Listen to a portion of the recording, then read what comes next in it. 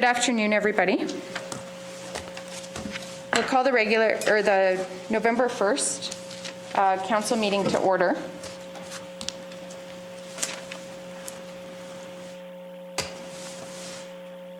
Council is conducting this meeting in person and via conference call in accordance with the Municipal Government Act, Section 199. Council chambers is open for public attendance in person. However, councillors and members of the public may still join meetings remotely using our current teleconference process. If you have submitted a comment request, the chair will call on you at the appropriate time. The chair may also ask for comments and concerns from the public relating to a particular topic, and at this time, phone lines will be unmuted. If you would like to speak, please state your name. We ask that only one member of the public speak at a time. All persons will be allotted 10 minutes to speak, as per our procedural bylaw. We ask that if the meeting recesses, that any callers hang up and call back in as the meeting reconvenes. This helps with call quality. Please note this call is being recorded and will be uploaded to our website and/or social media. To eliminate background noise, please mute your phone during the meeting. Everyone has a right to be present at council meetings and council committee meetings. Any attendees that are considered disruptive to the progression of this meeting may be removed at the discretion of the chair as per the Municipal Government Act, Section 198. We thank you for your cooperation and understanding.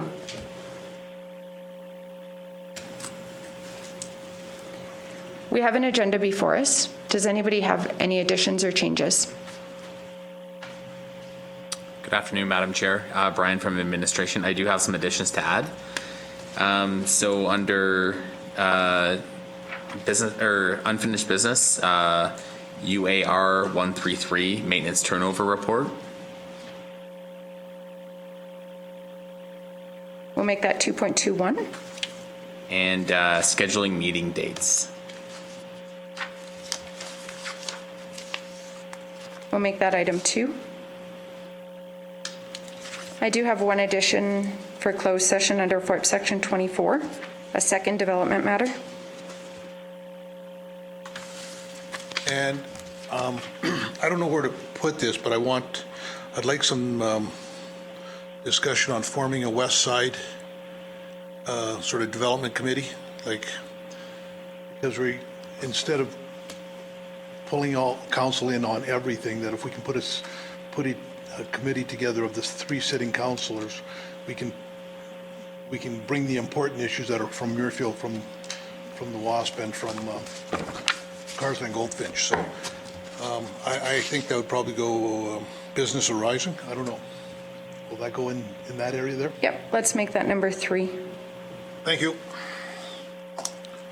Any other additions?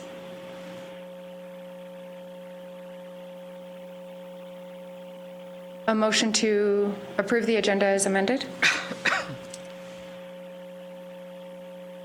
I'll move we adopt the agenda as amended. Councillor Larison has moved. Any discussion? All in favor? Motion is carried. We had the minutes circulated. I'll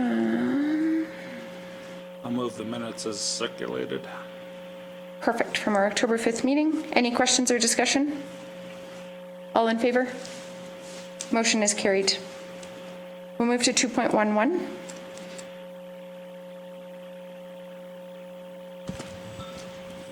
Yes, and just to note, Council, prior to the presentation, so Bryce will be presenting this one, but this public hearing did occur back in February, and the Division 1 and 7 councillors were not present during the public hearing, so you must abstain from voting. Really? Okay. Good afternoon.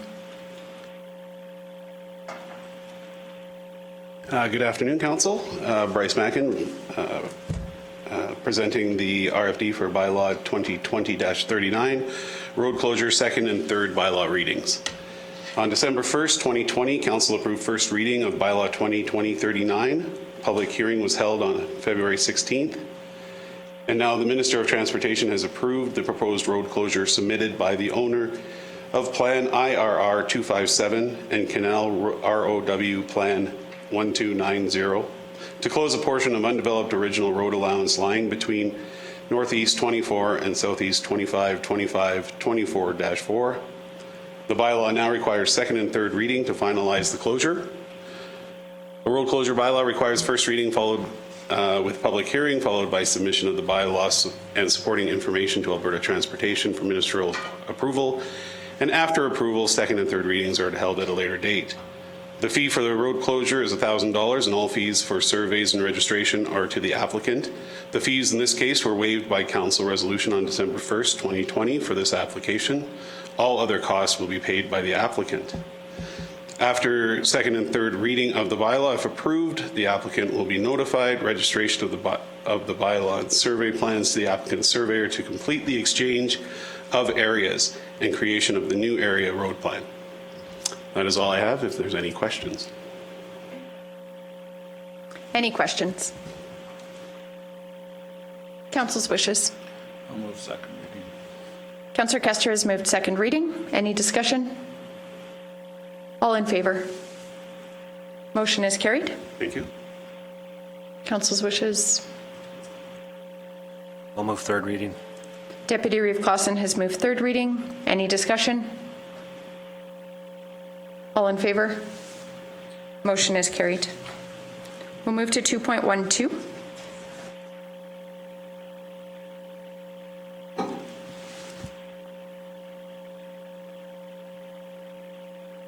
Good afternoon. Hello. Congratulations to councillors for retaining your seats and to the new ones. Welcome. Looking forward to working with you. My name is Stefan Kuntz, Senior Planner with the County, and I'll be presenting Bylaw 2021-15, which is the first reading, considering the redesignation of a portion of the subject lands from Agricultural General to Country Residential District. The purpose of this application is to facilitate a boundary adjustment.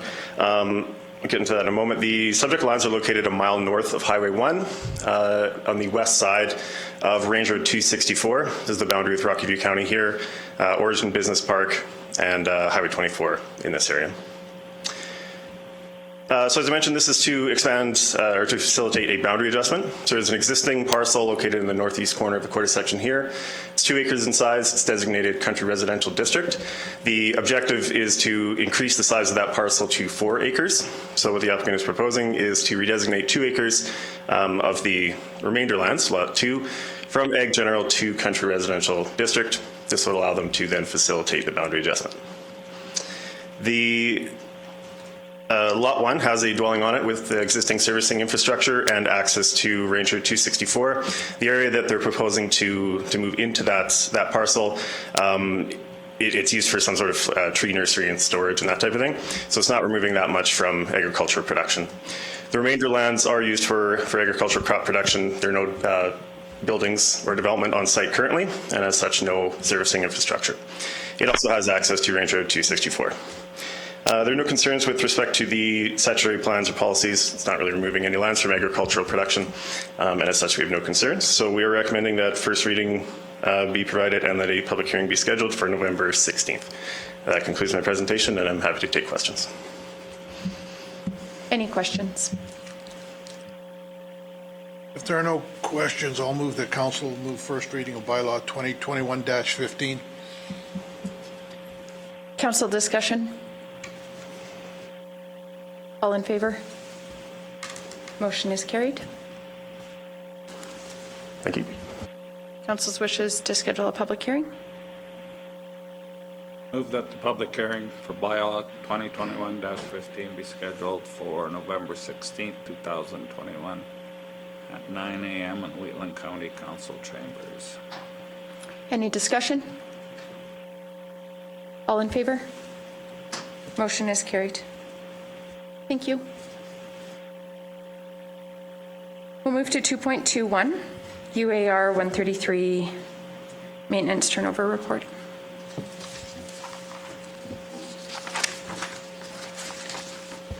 So we did circulate a hard copy to council of this report, and I also sent one electronically this morning as well. Good afternoon, Council. My name is Brad Bullock, GM of Transportation and Agriculture. So this is one that we had brought forward to council previously and were directed to gather up some additional information, which we have done. So the first couple of pages here are just some quotations or excerpts from some of the applicable acts and regulations. And then at the bottom of page 2 there, you'll see just provided a summary of what those mean. So essentially, all roads within the municipality by default are under the control and direction of the municipality, unless there's been an order by the minister to for the Alberta Transportation to take those over. And then all highways that are designated as provincial highways are listed and shown on the maps that are also attached. And so the point being there is that UAR is not listed as a provincial highway, and so by default would fall under the control of the municipality. We did talk to AT about this extensively. They did a search on their end and couldn't find any orders, historical orders from the minister either that would have at any time put UAR 133 under the control of the province. They have been maintaining the surface of it for a number of years. I think probably since its inception, and the county's been doing culverts and bridges and things like that for it. So at this point, they did provide a letter also, which is attached, just formally communicating the transfer of maintenance responsibilities to the county as of November 1st, so today. And that's my report, and here for any questions. Yeah, Brad, it says in here that we replaced 2 bridges on that road. Yeah, We replaced 3. oh, okay. And prior to the paving, AT replaced one. I hope we weren't involved in it, were we? I'd have to take that back. They to drilled one Cody, in, but like them smooth culverts, you know? yeah. They drilled that one in. A lot of that was, through the chair. A lot of this historical. I'd have to go back to our manager of operations there. He'll know that history of that I'm not familiar with yet. I didn't recognize anybody there working. And plus they fixed up numerous other culverts. They put new ends on them and stuff. They did a really nice job of that road.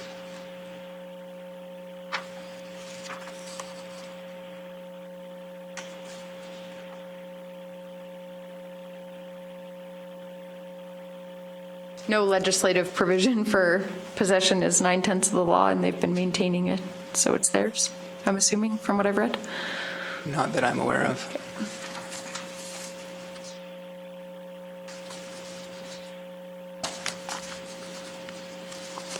Just a question. So can the government just hand over, like, say, Highway 24? Could they just hand that over to us? By rescinding an order. Through the chair, based on my understanding, if there was an order from the minister to do so, they can do that, and by default, it becomes the responsibility of the municipality. Thank you. So Brad, do you know if the realignment of Highway 24, is it going to be called 24 all the way to 91 to 901? Through the chair, I don't know, but I Okay. can find out. Yeah, that'd be good. And then and then to find out what happens to 817, if it's going to be 817 or something else. Okay.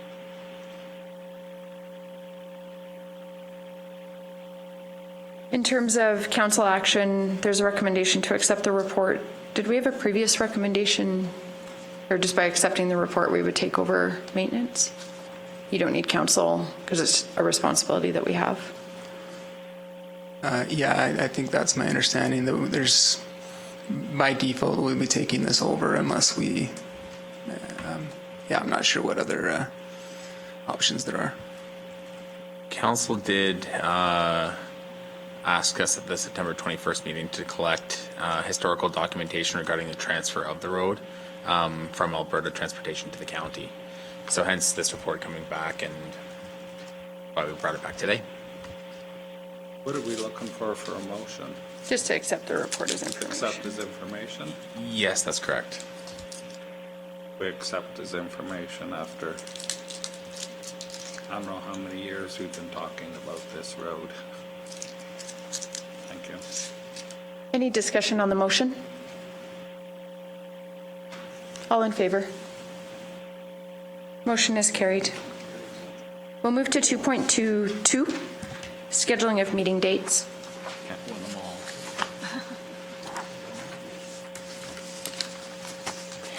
Yes, Council. So there's 2 meeting dates to consider.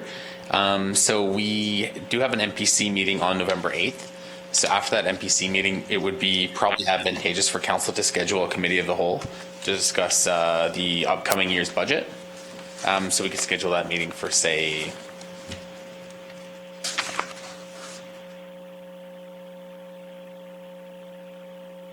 a committee of the whole for 11 a.m. And then another item for council to consider as well is that we have a regular council meeting scheduled for December 7th at this time. So there is a training session being put on in Strathmore for elected officials on December 7th. So if council would like to consider moving that council meeting from December 7th to December 8th, that's a possibility as well. Thank you.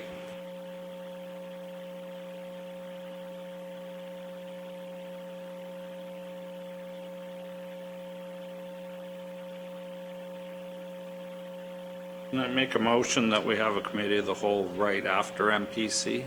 Do we have to attach a time to it?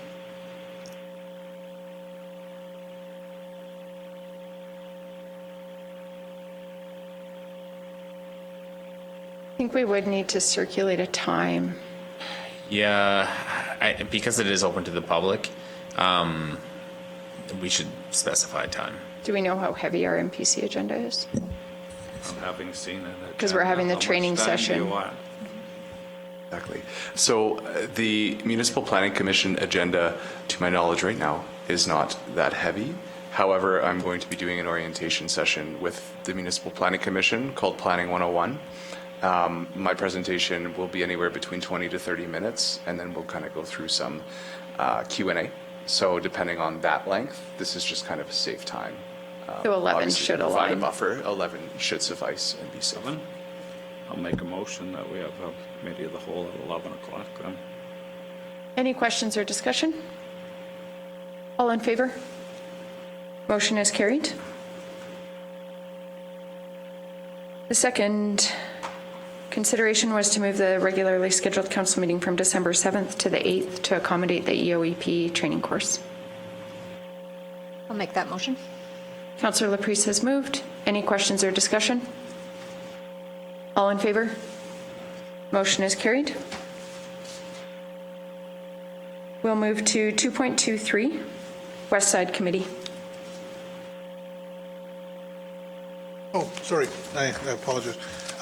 It's come to light, there are a lot of little issues that are big, but I don't think they need the whole realm of council to deal with them. And I think it would work really good that, well, Scott's got issues that we could address as a committee. I have issues that we could address as a committee. Donna has issues, and then we could bring them back to council. We could also at that time give direction to administration on how we'd like to proceed. If there's, if we would like to see something, whether or not they can tell us what the costs, ramifications, and all that kind of stuff would be. So there is more and more interest in this and what's happening, especially with Muirfield, where the fact that we're the developer. I think we have to.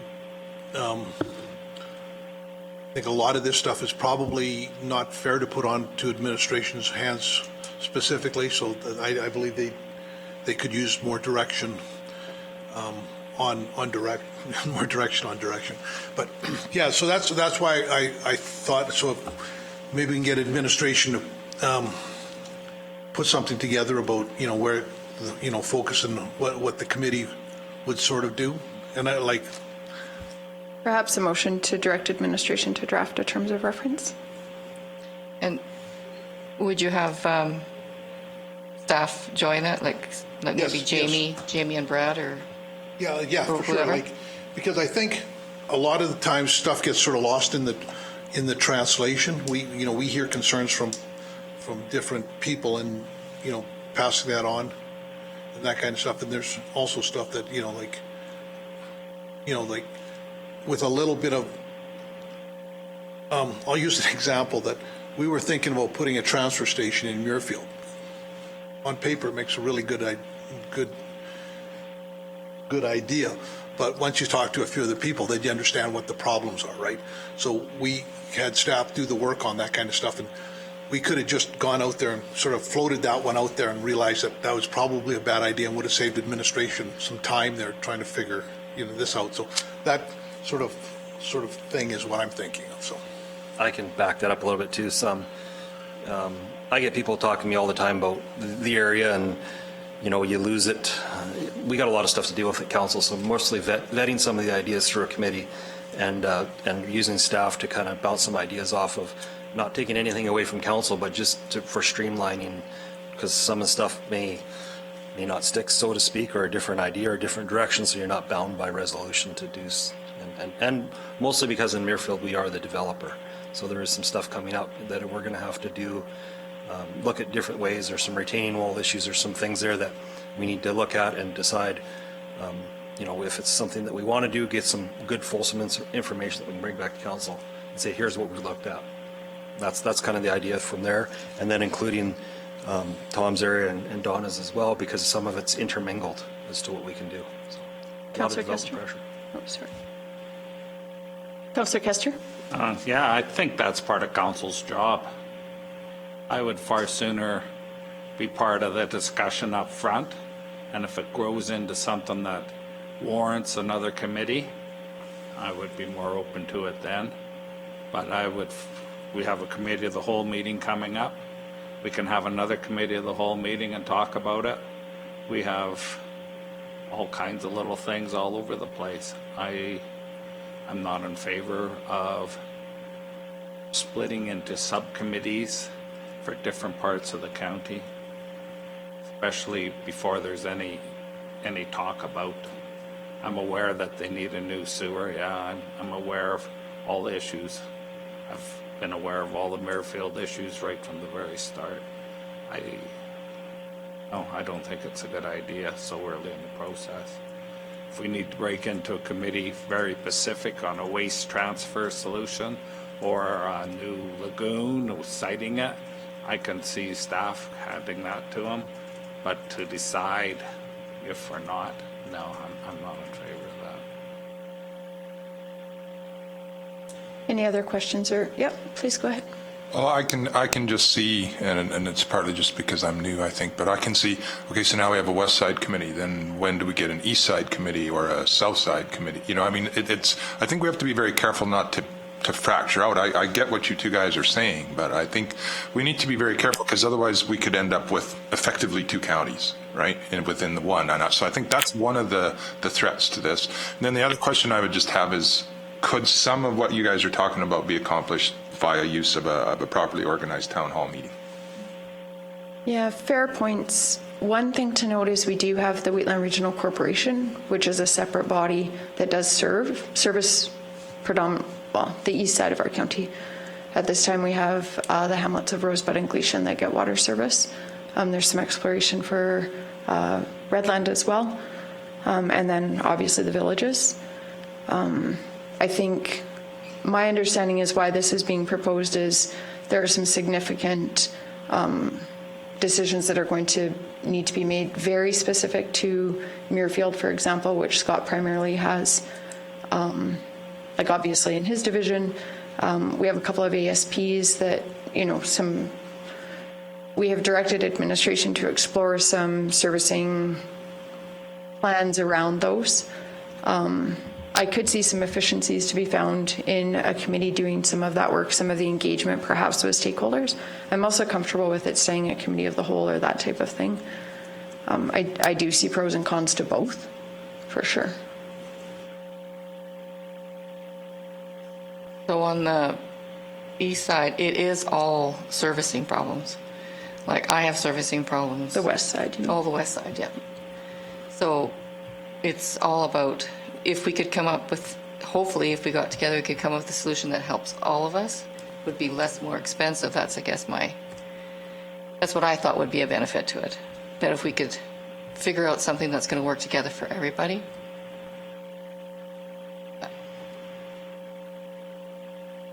I mean, we're all in the same boat on that side. It's growing faster than what we have services for. Yeah, and we do tend to experience more development pressures. I mean, the maps, we'll see one here shortly when Community and Development Services report comes up. That map of where the development permits are is a really good visualization of where our development pressures are. They're all over the county, but you do see certainly more pressure on the west side of the county for a multitude of reasons, which, given the fact that we currently have more servicing on the east side of the county, has created challenges on the west side where we have some of those pressures. And it's a committee, it's not it's just about information, it's not about decisions. That's how I look at it. It's just like anybody that, I served on the chamber. I didn't just look out after Carsland. You know what I mean? You look after the whole county too, but your knowledge is in a retail setting. I don't know if I'm explaining myself very well. So I guess a question to the area councillors.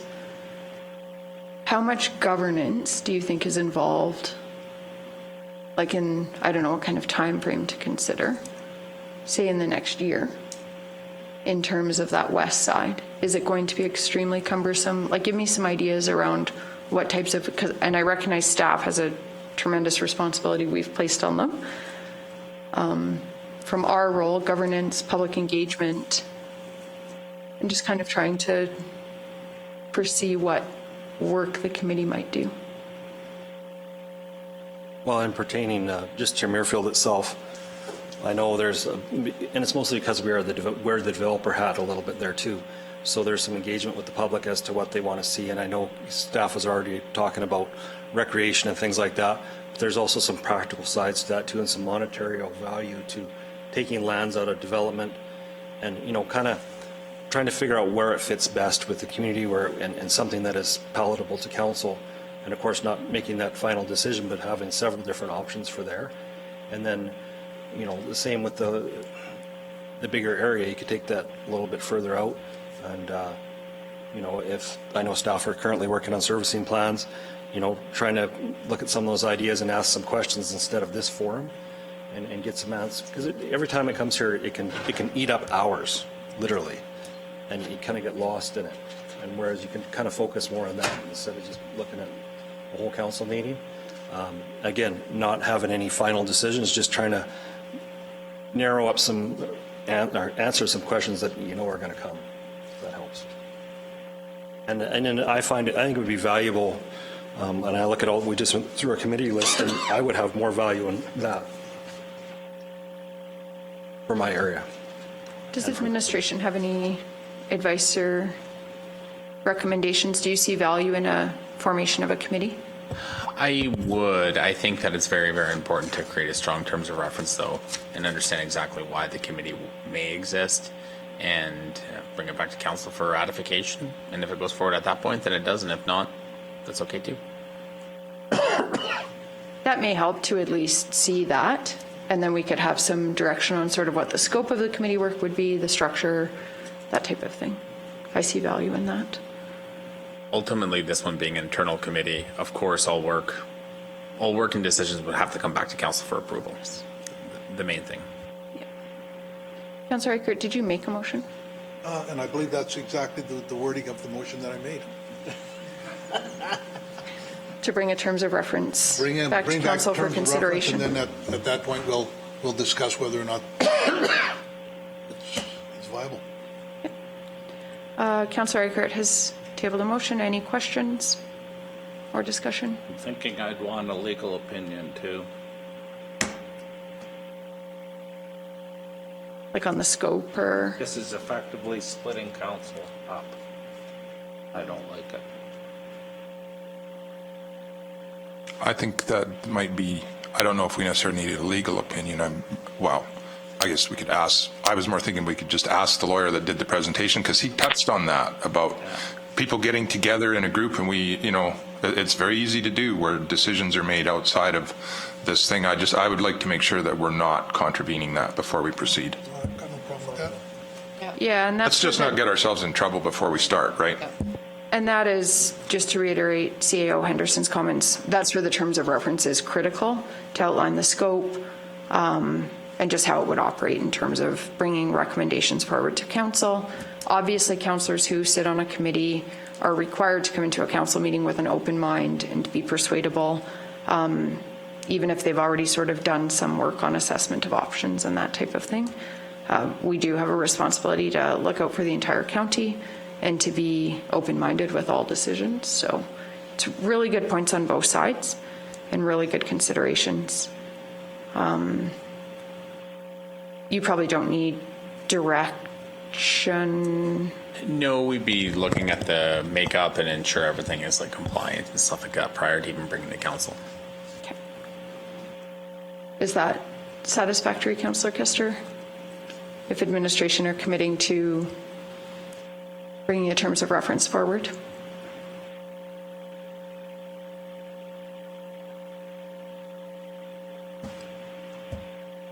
I don't like it. I'll vote against it. Yeah, and that's totally fair. It's good that we have different perspectives. Any other questions or discussion? So the motion is directing administration to bring a terms of reference back to council for consideration. All in favor? Opposed? Motion is carried. We'll move to 3.1, councillor updates. I did provide a report that's been circulated. September 29th, Strathmore Wheatland Addiction Team. There's a discussion around the future of the coalition. I won't go through everything because you guys can read it. October 1st was our Emergency Management Committee meeting. October 5th, Council. October 7th, Community Futures Wild Rose Board meeting.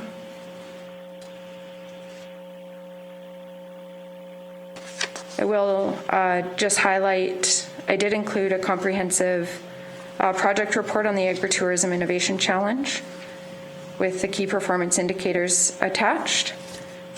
And I found that really interesting, and there's been some really good outcomes that were demonstrated by that project.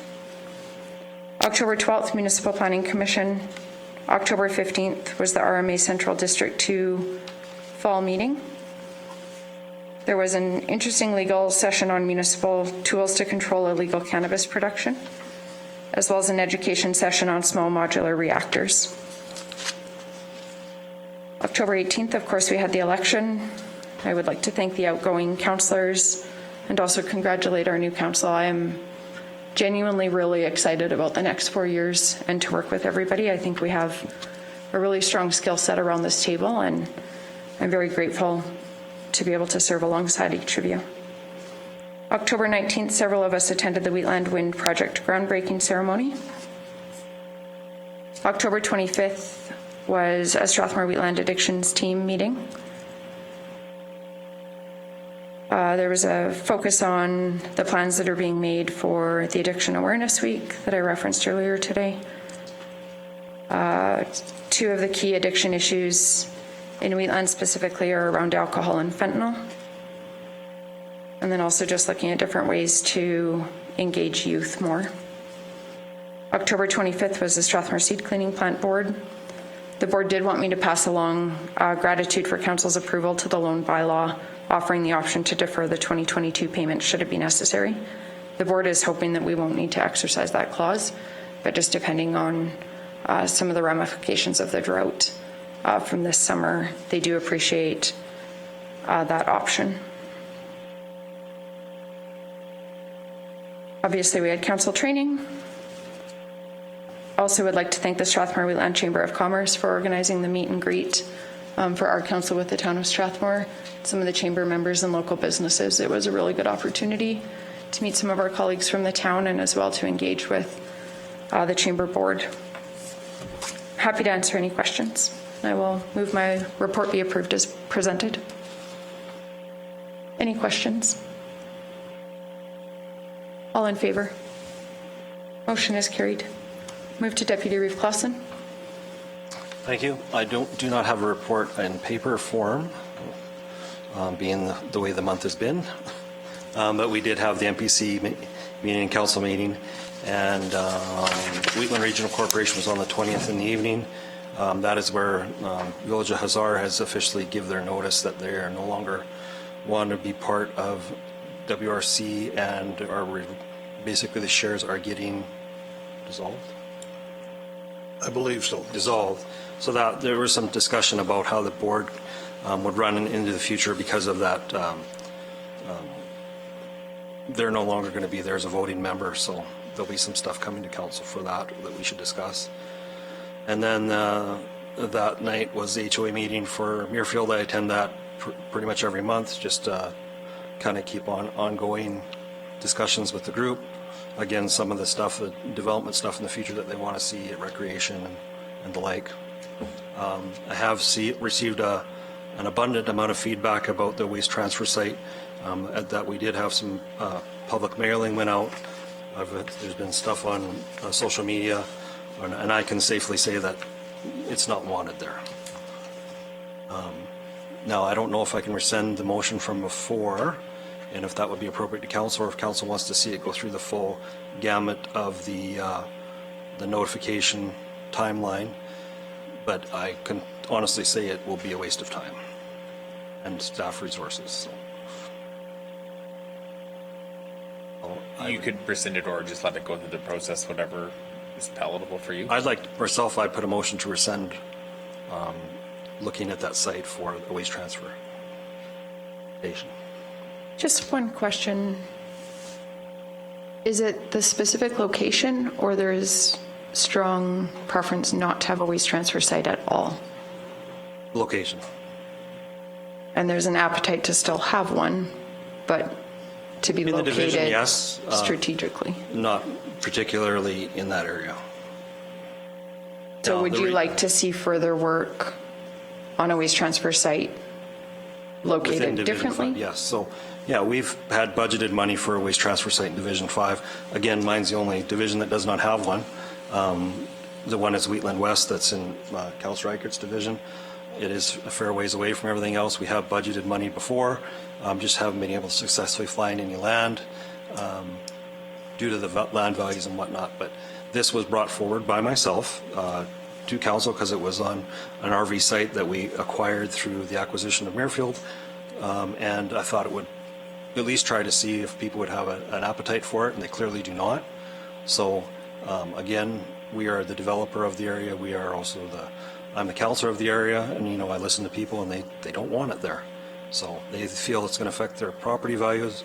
I've been in 3 different homes, looking out their 3rd level, not realizing what they can see from their backyard, and they can clearly see right into there.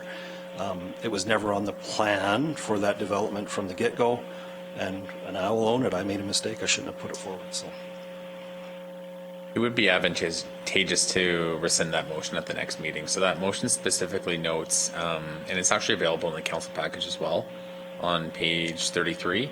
It's CM-07-31, that council direct administration to explore utilizing existing RV site, gives a roll number, as a waste transfer site in consultation with affected parties. So realistically, we've done that consultation, we've started, and I believe it has been fairly negative, the engagement anyways, the feedback we have heard. So it would be advantageous to add it to the next council meeting just because it wasn't added onto this one to. Yeah. That's fine. So just from a process perspective, if you could give notice of motion for the next meeting I will make notice of motion. to rescind. Rescind my previous. Council Resolution 2021-07-31. That's correct. We don't need to vote on that, but it is duly noted. Okay.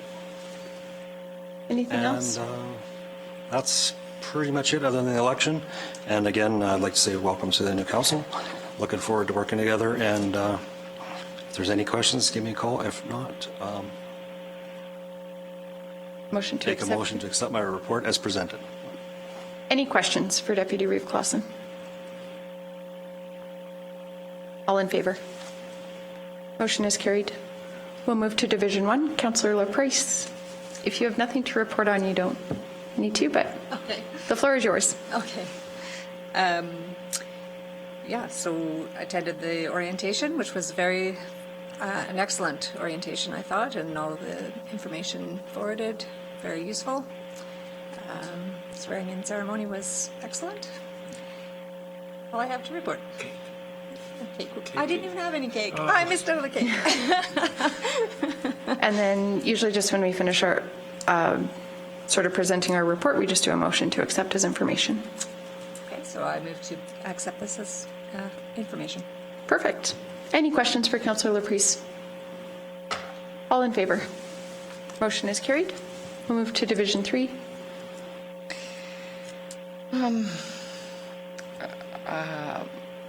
I guess I'll start by just kind of for the new councillors. We've got a seniors project. No, not project. Proposed development. Proposal development. Starting in Carsland, right across from Speargrass, and it is the first, like the show home is being built, almost finished, and she had said that she would have all the councillors in for a viewing of it, so that'll be coming up. I attended the Chamber of Commerce. It was business as usual. And what else did I didn't end up going to the WFCSS, but I did attend the Wheatland Housing Board meetings, and we had a conversation with 3 of the MLAs on, I forget what date, but we did do that, about concerning ambulance service. And yeah, I'd like to welcome Scott and Glenn for both getting their elections in. It's good to see you guys back. And for Rick and Shannon, welcome. And yeah, look forward to 4 great years. Thank you, and I will move my report as presented. Any questions for Division 3? All in favor? Motion is carried. We'll move to Division 4. I think basically everything that got covered council-wise has been covered. Just want to bring everybody sort of up to speed on what's happening in Wheatland West. We now have just about the full mile of new pavement, so the interior road has been paved. A couple of the offshoots have been paved. I just want to thank staff for working with it. It's been a long time. I've been driving up and down that road looking at it, and nothing's been happening, and finally now something is happening. There's a service station which is going to have a Burger King and a chicken joint, but it's not a normal chicken joint, like a chicken roaster, I think it's called. Don't quote me on that, which will be in that new service, which is just basically right off of Boundary Road. And that is supposed to be opening, as far as I've heard.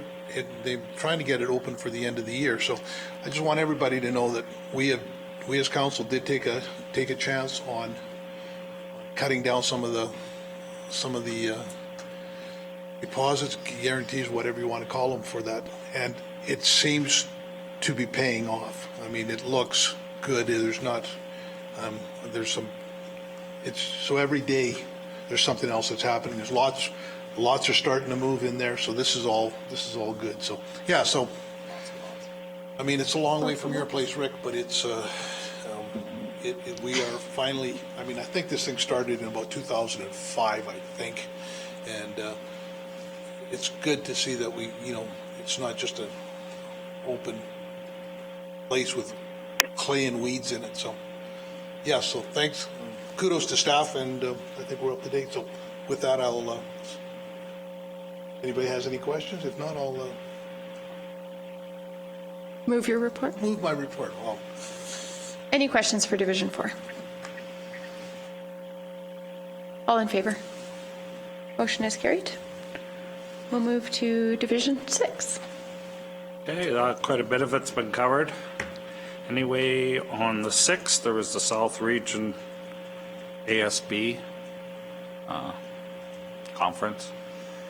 The sound was terrible, and I could hardly make much of it out. I stuck it through just in case something come up I could understand. The odd speaker, you could hear crystal clear. Then the next one was just, yeah, wasn't good. And we had MPC on the 12th. 14th, at the MLAs, it was MLA Ahir and Cooper and Scowl. He was able to join in on a phone call. I don't know if Angela ever did. We have 4 MLAs that have ridings in our county. It was about to talk about the situation of ambulance emergency medical service delivery in the county and in Strathmore, and the length of time that it's taking. They were filled in. They left the meeting way more knowledgeable than when they come. For the counselors that know what's going on. Recently, it can take an hour for an ambulance to respond in Strathmore is almost becoming commonplace. Okay, so our ambulances can leave here in the morning and not return till end of shift.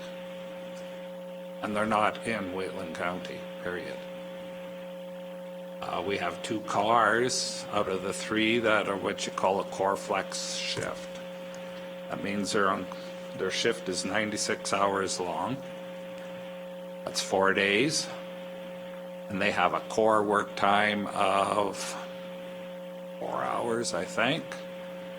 And then maybe 10 hours of active. And then the rest is rest time. So our ambulances, after 14 hours, or if they become fatigued, because this is a 4-day shift, they can't keep up 14 hours a day for 14 days. They become fatigued, they phone in, and they're taken off shift. I believe it's 9 to 10 hours, it's right off. And I think right currently we are got an ambulance off on average every day. We're short an ambulance just for that. We're not getting any money for that. We need about $1.5 million to cover that shift, and can't get it. Brought up to them that $1.5 million would buy another ambulance. Staffed, everything, right? So that was brought up to him. Another concern of ours is, say somebody in, wherever, say Northeast Calgary, and there's no ambulance there to respond. They'll send maybe 4 or 5 ambulances to that call. Take that many ambulances out of call, and they're all going there, and the winner wins, and the other ones are stood down, and there they are, all in Northeast Calgary, looking for something to do. Meanwhile, somebody in Strathmore is waiting for, so it's not good. So they're taking that back, and Leela, she did want some other documentation on funding and how that works. I haven't seen that report yet, but it'd be short. Then right after that, we had our Wheatland Housing Management Board meeting. So then we had District 2 meeting on the 15th. I just finally hung up. I just could not make anything out. That was a Zoom meeting, and my internet that day must have been the sunspots. I don't know. It was just, I've never had it so bad. We had our regular Wademsa meeting on the 18th. I attended the sod turning for Green Gate. It was mentioned that this Green Gate No money from grants are going to be used to build this. It's all industry driven. And I think a major part of their income is selling carbon credits. I don't know what a carbon credit's worth now anymore. I did sell some on the farm till they got so stupid I told them I'm keeping them all. Rosebud Seed, we had a meeting. They're doing quite well. Then I attended the council orientation and swearing in from the 26th to 29th. And the get to meet or greet that SWCC put on, I thought was a great little deal to meet the other people. And while Scott was saying his report and garbage collection and stuff on the west end of the county, I just campaigned over on the west end of the county. I have quite a little area there. I refer to it as level land. They have no garbage collection either.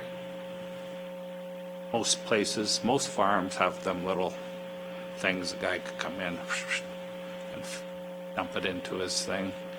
I never asked anybody what they thought of the garbage collection in the county, but they're paying that for them service all themselves. So if we're doing siting or anything, keep in mind level land. There is a lot of farmers and acreages up there too.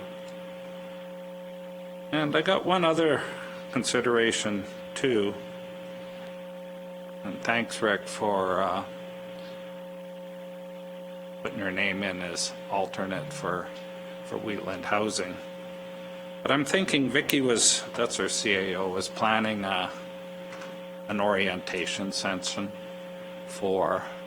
we used to do it individually, but I think she's going to do a whole board thing and maybe get somebody in to talk. So I think it would be very beneficial if, Rick, if you could attend that orientation too. I'll even put a motion on the floor that we allow Rick as our alternate to attend that orientation. I think it would be very helpful for him. Go ahead, Donna. I believe we had I think we changed a policy that said that we had so many meetings that the alternate could go to. That was valid just for 1 year. 1 year, okay. Yeah. Perfect, okay. Oh, and I have one more question.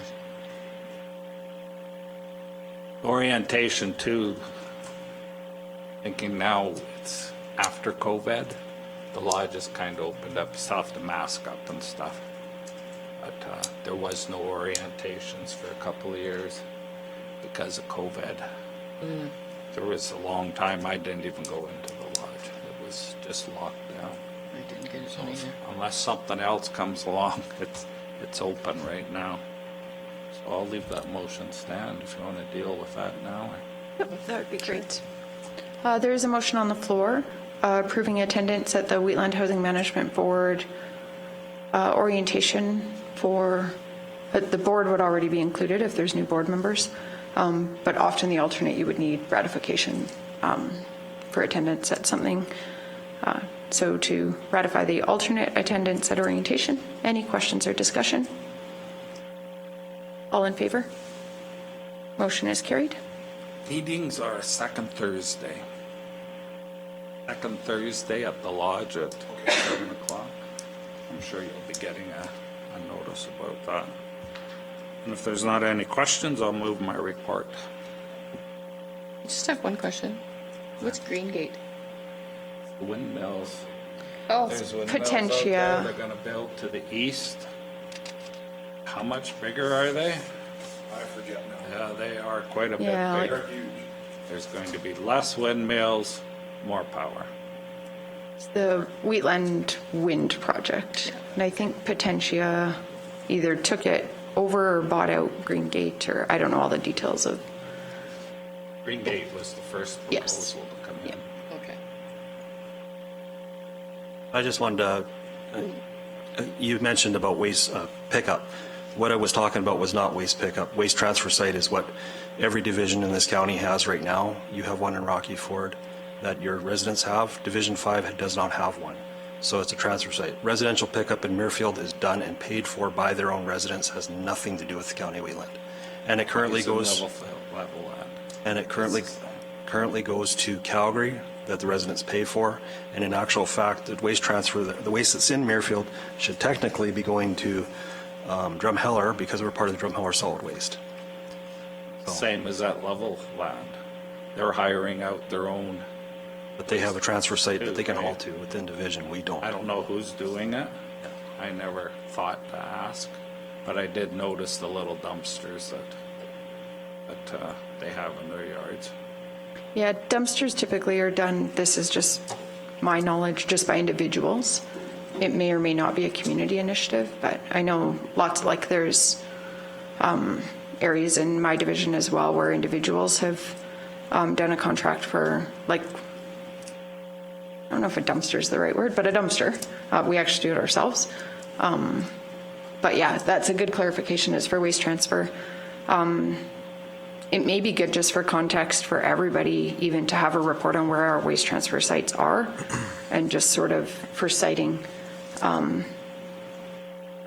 Yeah, just for context. There's going to be a lot of things that we come up like this, like where it's just good to have that background information. Where are our waste transfer sites? What are the services provided? Because they do differ from site to site. Hours and access and that type of thing vary, essentially based on usage and that type of thing. So I'm well aware of that.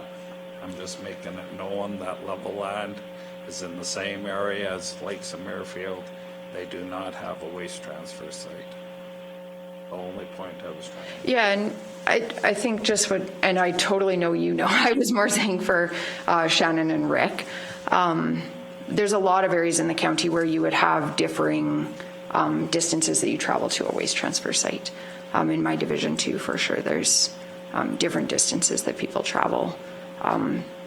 But if I understand correctly, currently, any Wheatland County resident has access to any waste transfer site in the county. Yeah, and we have specific things that we need to follow in the Waste Control Act, or I think it's called the Waste Control Act. I don't know the act right off the top of my head. I've definitely glanced through it. But we do have a responsibility to provide those transfer sites to residents. Yeah. Excellent. Did you have anything else, Councillor Custer? Did you have anything else, Councillor Custer? Nope. Any other questions for Division 6? And you moved approval of your report? I did. All in favor? Motion is carried. We'll move to Division 7. Okay, with council's permission, I'll read Ben's report. Yeah, you can, or if you want to just take off from where, well, from Friday, I guess that's not much. Yeah. You can share Ben's, that would be Yeah. great. Okay. Good context. So October 8th, Ben was at the Cio monthly board meeting, applying for Alberta Community Partnership. The provincial deadline for that's January 5th, 2022. It's a $25.4 million program if it's successful to be used in the procurement and build, and a request for submission was successful in 3 of the world's top energy from waste. Then October 12th, MPC on website. And then October 19th, that's the one that we were at, was the groundbreaking of wind farm in Wintering Hills on the site of the old Indian Spring schools. October 20th, Sawa executive to flesh out, I think he means flesh out, issues over provincial election. Could mean flush, I don't know. Of councillors and new board members. 3 of the current executive members are no longer on councils. October 21st, Drumheller and District Solid Waste Association conference call board meeting 25-30 year capital replacement plan declared. Should have by December 16th organizational meeting. Transtore replacement update, Machichi and Craigmile finished with sandblasting and painting today. Succession plan slowed down. New hire for recycle manager to replace. Tammy has concerns that her second in command is looking elsewhere. Job interview with Newell County, October 21st. Waste volumes are up, recycle volumes are up, and income's up. 2022 pre-budget meeting, whole board December 2nd. at 1 p.m. in the Town Hall. Regular board meeting December 16th, Drumheller. This is Ben's last report, and then he says it's been an honor and privilege to serve the ratepayers of Wheatland County and specifically Division 7 for the past 29 years. And then he's just got another little note. To staff and administration of Wheatland County. Is that you that did the typo correction, Brian? Matt? Okay. Spelling was not one of Ben's strong suits. Good day to you all. As this is my last month of a 29-year term as councillor of Division 7, I want to thank all of you for the dedication and service to all the ratepayers of Wheatland County. You missed that one, Matt. He's put council. Because of your dedication and that of your predecessors to your jobs, it has made it a pleasure to serve the members of the public that I represent. I could always count on administration and staff following through with any request that I made in a timely and professional manner, which made it look like I was on top of things that were going on. I have enjoyed the relationship with all of you during my time on council. Wheatland County is in the top 10 to 12 municipal districts of Alberta, and that's entirely on the shoulders of you. Good luck in your jobs and keep up the good work. Again, thank you for the great working relationship, Ben Armstrong. So I will move that Ben's report be adopted. Any questions? Just throw all the really hard questions at Rick right now. Yeah, throw them all. I got it. Thank you for sharing I that. can catch them. Yeah. Thank you for sharing that on behalf of Ben. So do we need to approve it? All in favor? Motion is carried.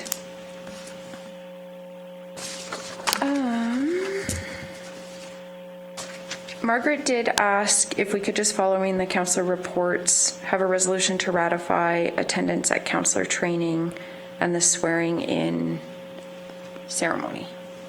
So I think we had 2.5, it will be now, full days of council training, and 0.5 or 0.25, whatever we want to do for a swearing in ceremony. I don't know how we want to break those down.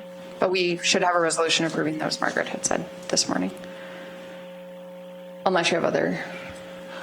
I had thought that was approved in the schedule, like right off the previous council had. Oh, was it? I'm like very certain, yes. That we approved today? It was Or approved last. last year. Oh, Yes, It was approved a long time ago. sorry, yes, it is on the schedule. Sorry about that. okay. So then we don't need a resolution. Okay, my apologies. What's the flavor of that windmill groundbreaking thing? Do we want to be remunerated for that? I'm easy. I'll make that a motion. Any discussion? Sorry, what was the motion? Do remuneration for the groundbreaking of the So any per diems that are paid? project. Okay. What if you were elected but not sworn in yet? Good question. Made you get up and speak.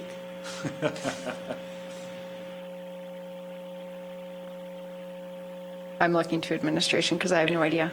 Counselor training was before swearing in as well. Yeah, I do believe that council should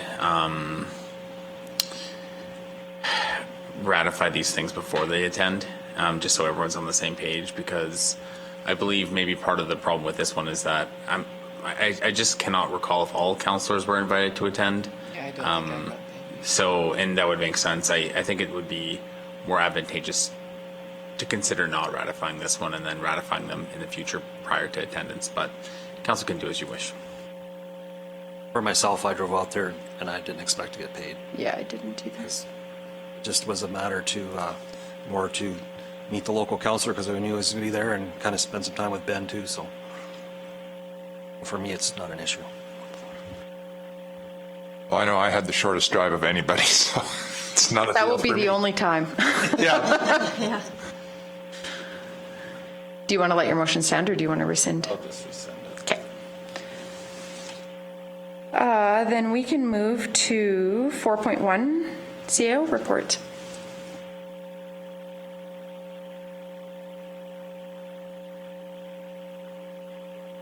Yes, good afternoon, council. So on page 29 of your agenda package is the Cio Report. So typically what happens during this report and other departmental reports is that staff just provide council just kind of a general overview of what's been happening in each and every department. So you'll see one from myself, one from Matt, Tracy, and Brad, kind of outlining the activities in their respective departments. So here in the administrative department that I have is my general activities and the people services activities. So in people services, there's communication and payroll as well as HR. And then my other one would just be kind of the general broad overview of activities in the county. So what we do is typically we'll kind of go through these. We won't read them off line by line. However, if there are questions, council always can definitely ask us questions. In 2020 or perhaps 2019, we ended up creating this report called the Council Resolution Tracker. So here's all of the resolutions that council has passed at a council meeting that require administrative actions. So what I do is I go into the minutes, I copy out any resolutions that require any action to be followed up by administration, and I put them in this report. Just the meeting date, the council resolution, the actual resolution itself, any sort of update, the date completed or how it was completed. So some of these, the ones in yellow are not completed, and then the ones in green are completed. So these ones in green, we have deemed as administratively as complete. We followed through all the action that's required. And after you see them once in green, they'll be removed off the report for good. So anything in yellow is still outstanding. Everything in green has been completed. And I believe that concludes my report. If there are any questions, please let me know. Thank you. I have one tiny amendment. I think you can turn motion 2021-0309 green as well, because we had two motions on the energy district. I think, unless there's an element to it that is outstanding. Which resolution was that? Sorry. Bottom of page 31, the last one from March 2nd, 2021, that council directed administration to propose an amendment to the county's land use bylaw. Yes, I can remove that one as well. Any other questions regarding the CAO report or the resolution tracker? The resolution tracker is a really good tool, both for administration and for council, to sort of track that all of the actions that we're directing are getting done. Yeah, it's a very valuable tool that Brian has brought in. I got a question on page 33, second one down. It's green. So that's Mercantile. Like, is that building ready to be put up for sale? Is that building ready to be? No, I think what I had said is see Council Resolution 2021-09-31. So, yeah, so it's kind of, I in my opinion, it kind of just said that, where is it?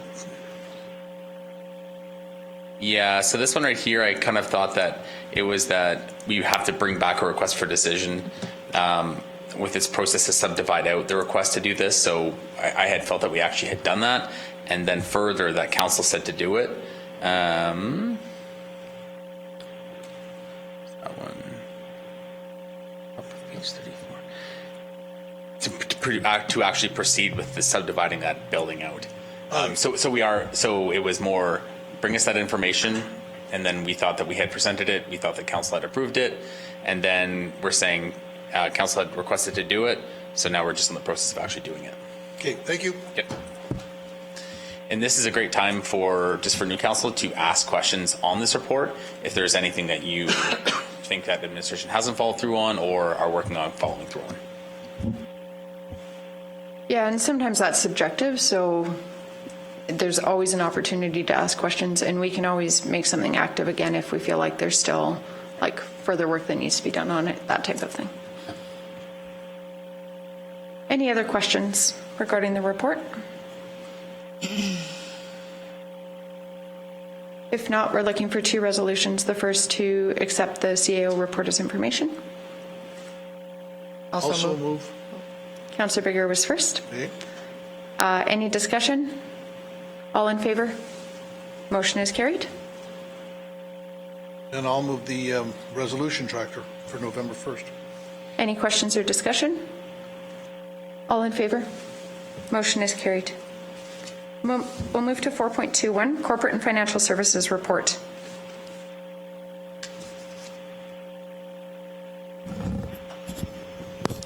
Good afternoon, Council.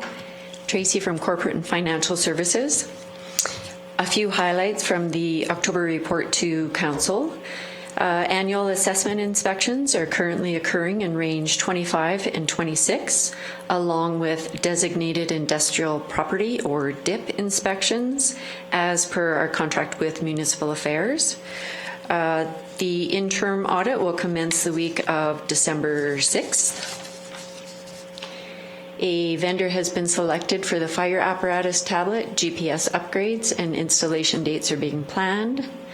We are continuing to work on bringing on-site premises services to the cloud, which includes applications, databases, and virtual desktops.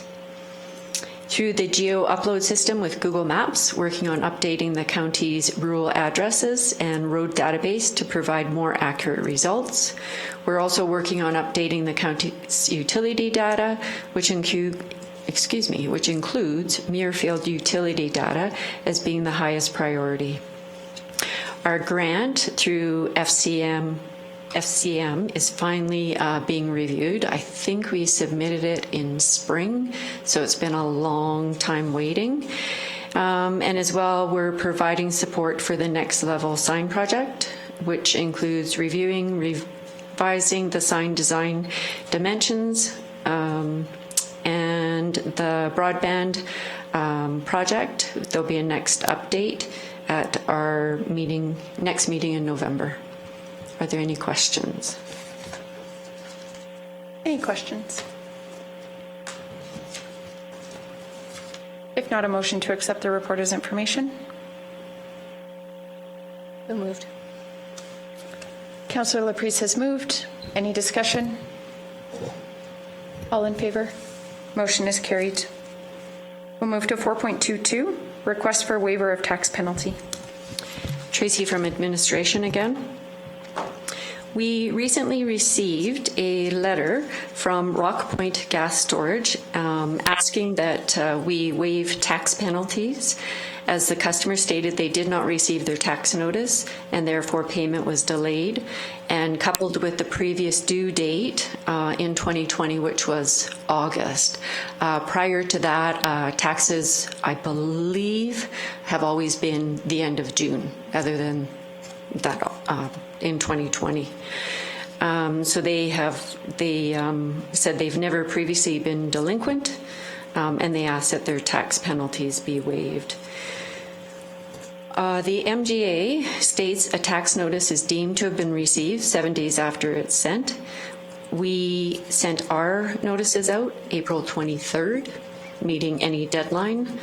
We're recommending that the penalties not be waived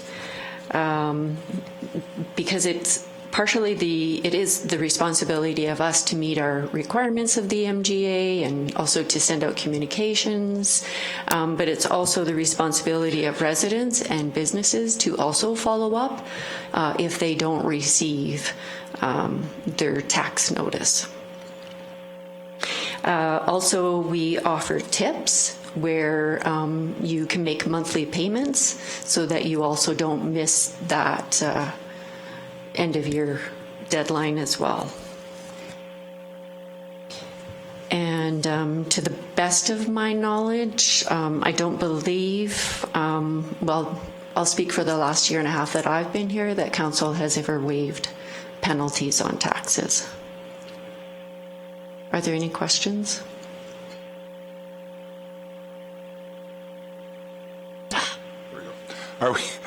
Are we reasonably certain that they received it, like, i.e. the address was correct, So the onus is also on residents and businesses to update new addresses. So we put it in the in Canada Post at a certain date as per the MGA, and it's deemed to have been received 7 days after. So if we don't hear back 7 days, within that 7 days, then it's deemed delivered. Okay, I'll clarify a little better. It went to the same address that it went previously when it got paid? I'd have to look into it, but I believe so, yeah. Yeah, and we didn't receive a notice of change of address or anything. That's the only thing I was, so barring those two being an issue, then I don't see any reason why we would want to waive anything. Unless I can use that excuse too, of course. We would, okay. Just going to say something about opening a can of worms. Yeah. That's exactly what it would be, is a can of worms. It would be. I'll make the motion that council not approve waiving the tax penalties in the amount of $24,584.27 on the properties associated with customer ID Rock P0001. Any discussion on the motion? All in favor? Motion is carried. Thank you. We'll move to 4.31.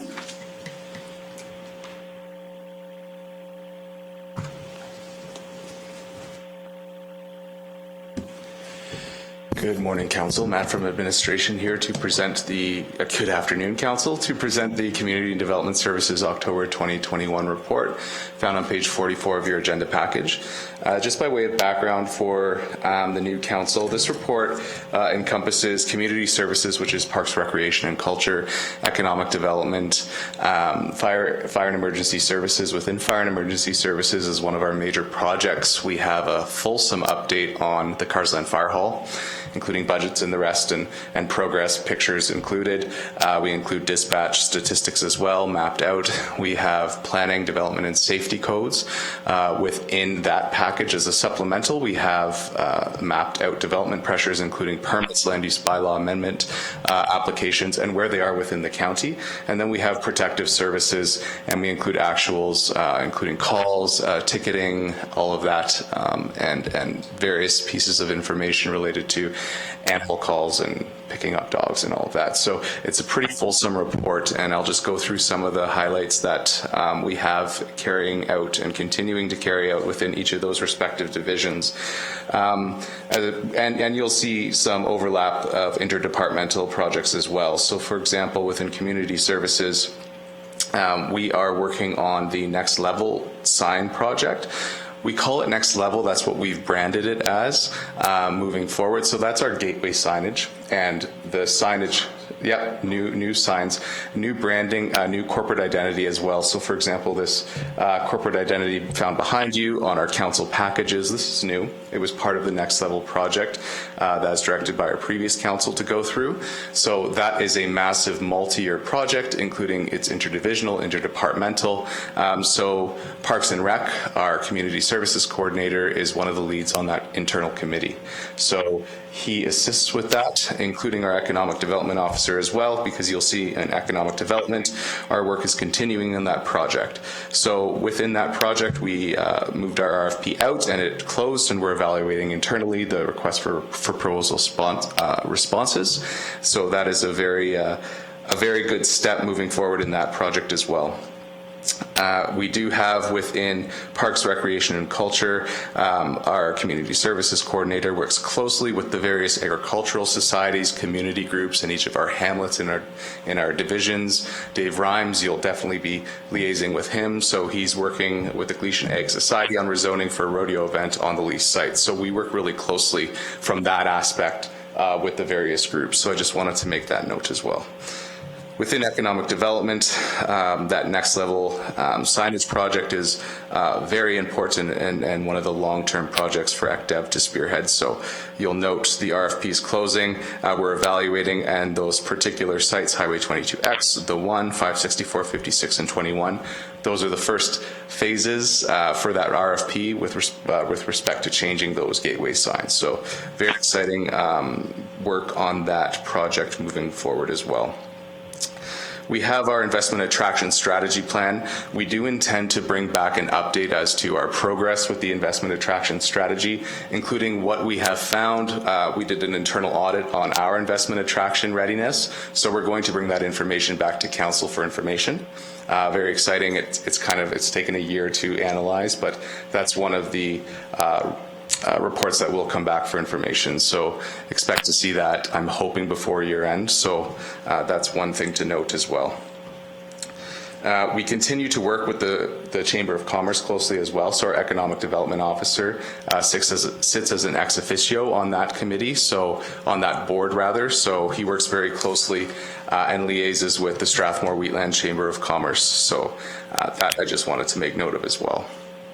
Fire and Emergency Services, you'll note on page 45 of the agenda package, we look at basically our operational accomplishments of various meetings that we note. So one of the initiatives that we moved forward with the previous council, and we certainly is one of our priorities, is really meeting with our fire halls, our chiefs, our associations, and developing and really strengthening those relationships, improving our training and the quality that we do train to. So you'll note all of those items are listed, including our call volumes, and then we break down various other statistics on page 46. And moving into page 47, we look at the Carsland Fire Hall project, so that is quite noteworthy.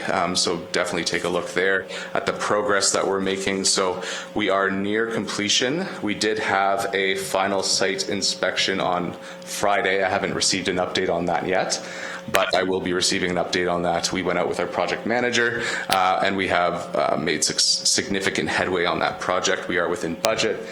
We are just a little over our anticipated occupation, but that was due to some supply chain issues and the rest. So we're well on track with that as well. So page 49, you'll note some scope changes and how we have managed those. And then moving into page 50, 51, some of our updates with respect to the actual station. Very proud of this and the staff that continue to lead that initiative. Going into page 52, you'll note from Planning, Development, and Safety Codes, the actuals. We have our development permits. We have our land use and subdivision permits as well. This past year, so 2020, we've noticed an increase in our development permits. I think there's a couple of factors with that. We have a lot of individuals that were doing some planning on their own properties, so they've had to apply for development permits. We've had a lot of uptake in investment, so various businesses, small businesses, people changing over to, working for someone else, they're doing their own thing. So we've noticed a lot of uptake in that. So our development permit increase has certainly happened this year. And then we go into protective services on page 53. So we note various, speeding, where we've definitely taken an approach and definite focus on an uptick in speeding across the county. So we've had a lot of that kind of action and uptake, and various stats associated with that. We also often attach Rcmp reports. So you'll note on page 57, we have Rcmp reports for the Strathmore detachment. We sometimes get the Drumheller detachment, and we just attach them to reports for information for council to refer to. And that concludes my presentation. Thank you. Any questions for Community and Development Services? Just a thank you from some of the residents at Rosebud for the increased patrols, and that maybe next time just hide a little bit better and you'll catch a few more. And just through the Reeve, to that, a note to make on that, we did also, administration, we really pushed the presence of our peace officers more so across the county.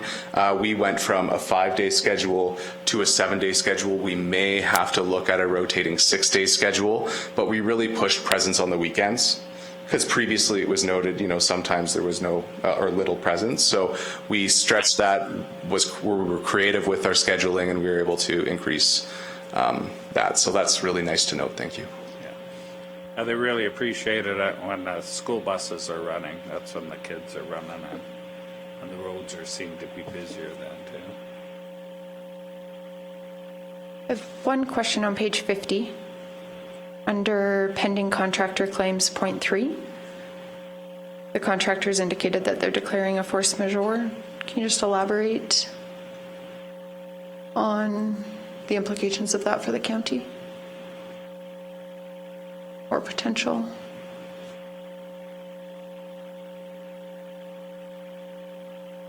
Right above gravel supply.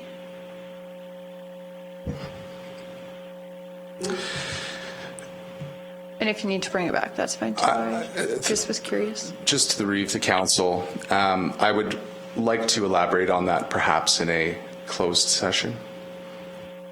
Potentially, yeah. If that, it's something that I would definitely recommend maybe talking about in that.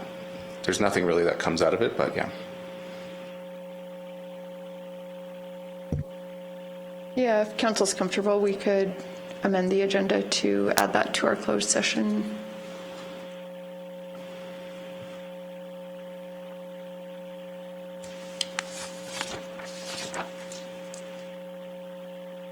When we get there, I'll have you advise on which VoIP section. Any other questions for Community and Development Services?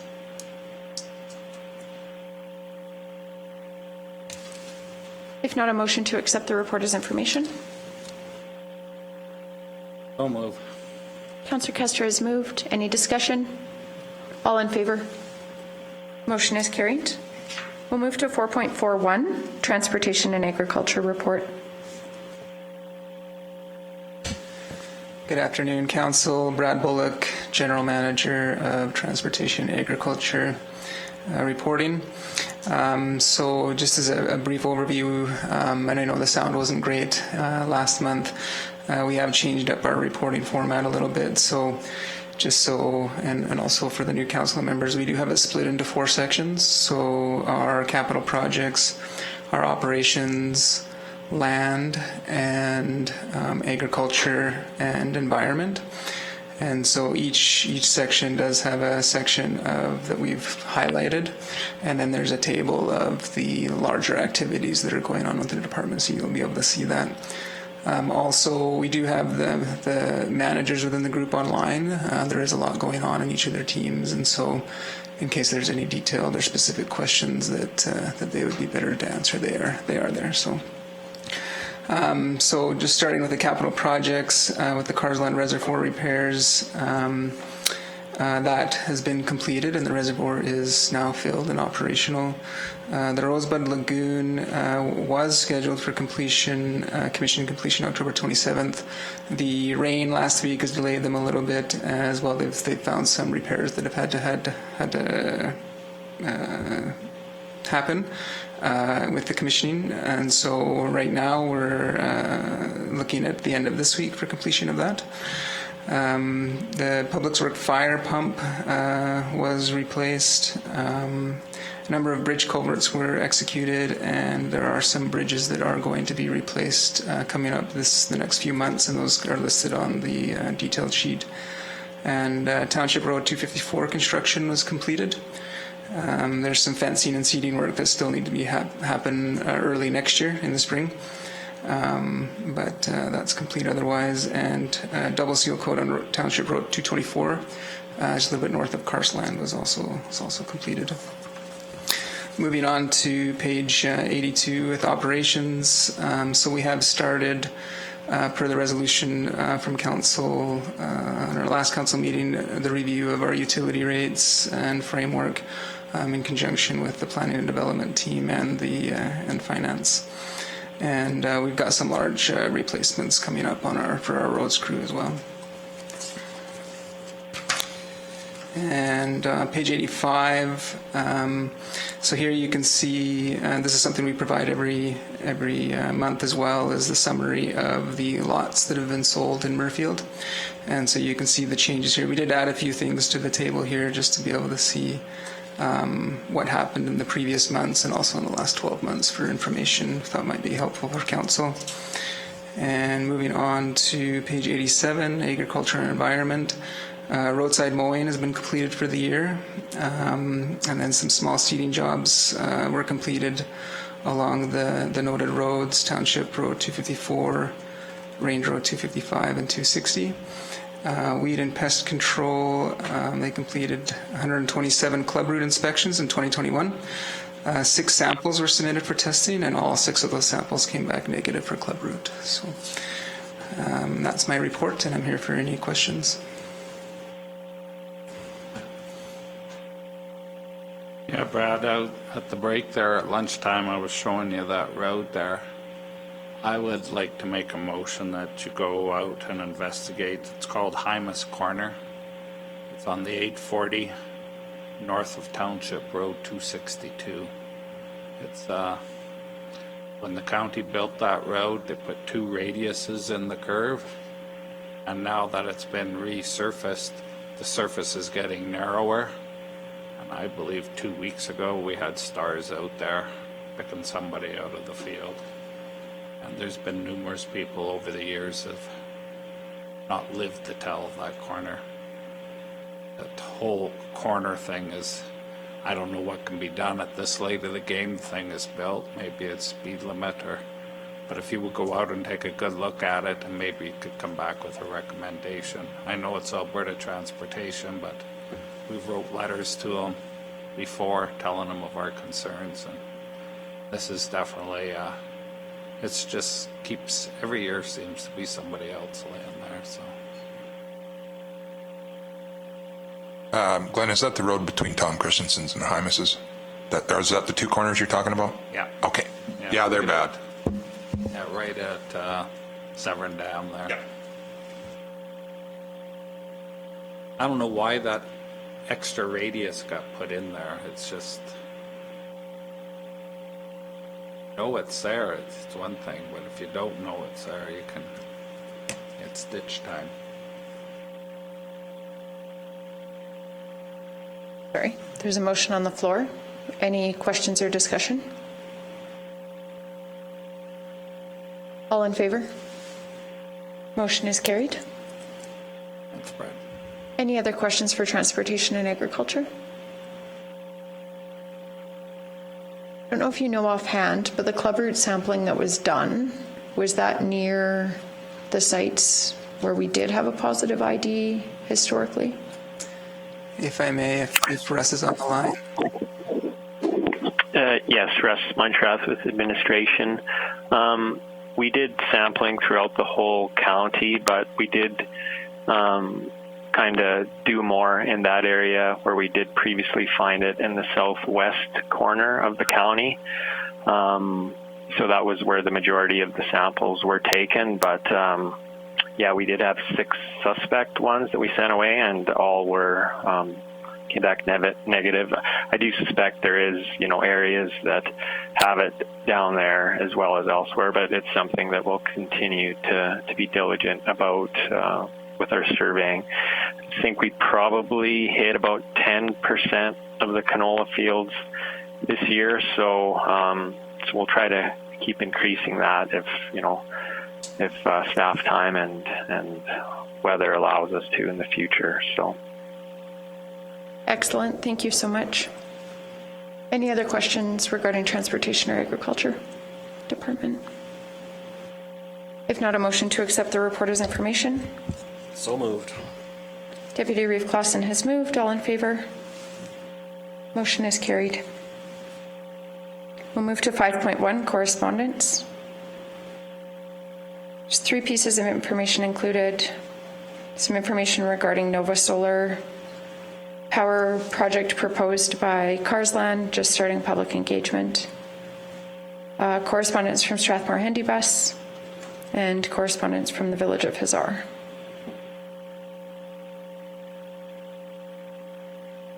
Just one item to note for new council. So if any correspondence comes through the mail to the administrative office or to council that's addressed to all council, we like to get that correspondence, and we like to take it and publish it into our package, just so all of council has it and all of council is aware. Thank you. Are there any questions regarding any of the correspondence? I don't think there's necessarily any action required. We can just accept as information. I'll move to accept this information. Any discussion? All in favor? Motion is carried.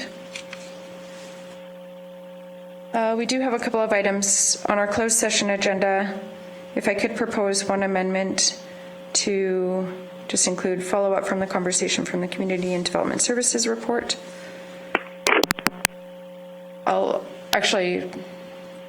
We can vote on that first just because it's an amendment to the agenda. Is everyone in favor? Motion is carried. Now move us into closed session. Real short break. Sure. 2-minute break. It'll take us a minute to transfer anyways.